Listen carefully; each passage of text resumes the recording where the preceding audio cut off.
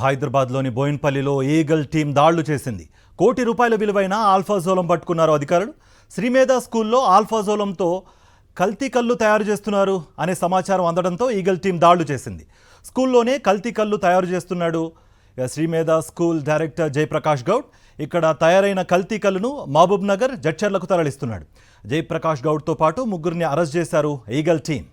హైదరాబాద్లోని బోయిన్పల్లిలో eagle team దాడులు చేసింది. ₹1 కోటి విలువైన ఆల్ఫాజోలం పట్టుకున్నారు. శ్రీమేధ స్కూల్లో ఆల్ఫాజోలంతో కల్తీ కల్లు తయారు చేస్తున్నారు అనే సమాచారంతో ఈగల్ టీం దాడులు చేసింది.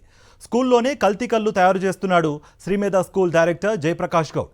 ఇక్కడ తయారైన కల్తీ కల్లును మహబూబ్ నగర్, జడ్చర్లకు తరలిస్తున్నాడు. జయప్రకాష్ గౌడ్తో పాటు ముగ్గురిని అరెస్ట్ చేసింది ఈగల్ టీం.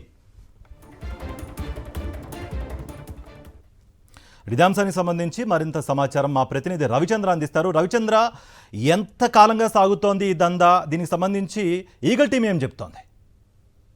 కార్తీక్ 8 నెలల నుండి ఈ దందా కొనసాగుతుంది. స్కూల్లో పక్క తరగతి గదులు నిర్వహిస్తున్నారు. మధ్యాహ్నం వరకు 4 గంటల వరకు స్కూల్ నిర్వహిస్తారు. ఆ తర్వాత 4 గంటల నుంచి 6-7 గంటల వరకు ట్యూషన్లు చెప్తారు. ఆ తర్వాత ఈ విధంగా 7-8 గంటల తర్వాత ఆల్ఫాజోలం తయారు చేస్తున్నారు. అందులో ఒక పెద్ద ఫ్యాక్టరీ పెట్టారు. ఒకవైపు స్కూల్ నడుస్తుంది, మరోవైపు ఈ ఆల్ఫాజోలం తయారు చేసే ఒక యూనిట్ పెట్టారు. అందులో అక్కడ తయారు చేసిన ఆల్ఫాజోలం కూడా 3-4 దశలు. ఎందుకంటే ఆల్ఫాజోలం అనేది 3 రోజులకు ఒక దశ మారుతుంది. 3 రోజులకు అంటే ఈ విధంగా సుమారు 10 రోజులు అయితే ఆల్ఫాజోలం అనేది ప్రొడక్ట్ బయటకు వస్తుంది, ప్రొడక్ట్ తయారవుతుంది. ఆ విధంగా దశల వారిగా ప్రతిరోజు ఇవాళ కొంత, రేపు కొంత, ఈ విధంగా ఒక వారం, ఆ తర్వాత మళ్ళీ ఇంకొక వారంలో ఇంకో కొత్త ప్రొడక్ట్ ఈ విధంగా తయారు చేస్తూ పోతుంటే ఈ ముందు తయారు చేసి ఆ విధంగా వస్తుంది. అంటే ఈ విధంగా కోట్ల రూపాయల ఆల్ఫాజోలం తయారైనట్టు కూడా ఈగల్ టీం గుర్తించింది. చాలా కోటికి పైగానే ఉంటుంది.